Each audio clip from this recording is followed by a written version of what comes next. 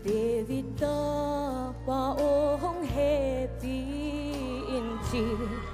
kitui luangin kananu may nunak piin kiko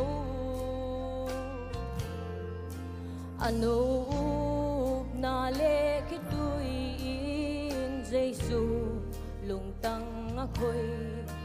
anup na hangatanu Adam up na tot huing etle pasya lungtang ako'y asya sa lungsim madam sa kay pasyan hi kanule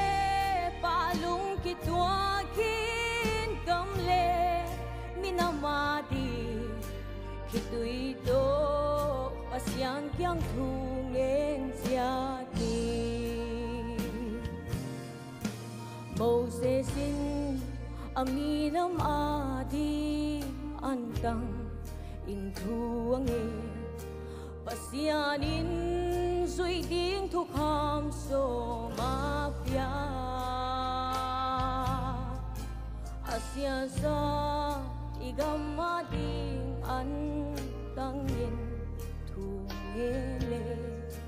pasyan he pinani vang hong tang di ug na to thuing etle pasyan lungtang ako'y asya sa lungsim madam sa kay pasyan hi kanule palung kitwakin gamle minamadi kitui to pasyan kyang thungen siati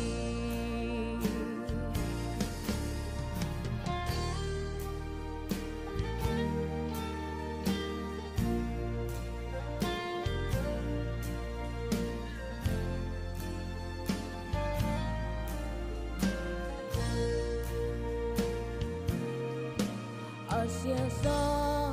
Jerusalem atingin Nehemyain antangin pasyan kya nga tuangin asya sa Jerusalem kulpisyan kikin naong asya sa igam madin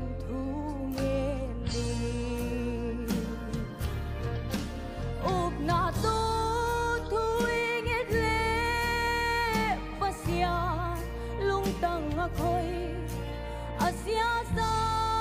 lungsim madam sa kay pasyan hi kanule palung kitwakin gamle minamati kitui to pasyan kyang thungen siati kau pa o kagamle minam swata dam na dingin hug dinin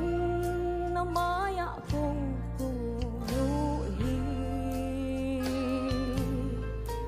tau pa o kau demo na le khel na hong mai sa din nong hebi na ni vang hong tang sa ko ug na to tuwing etle pasyan lungtang ako'y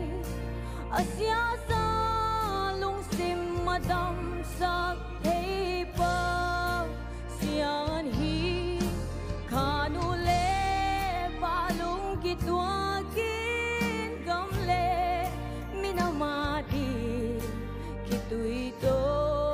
pasyan kyang thungen siani kitui to pasyan kyang thungen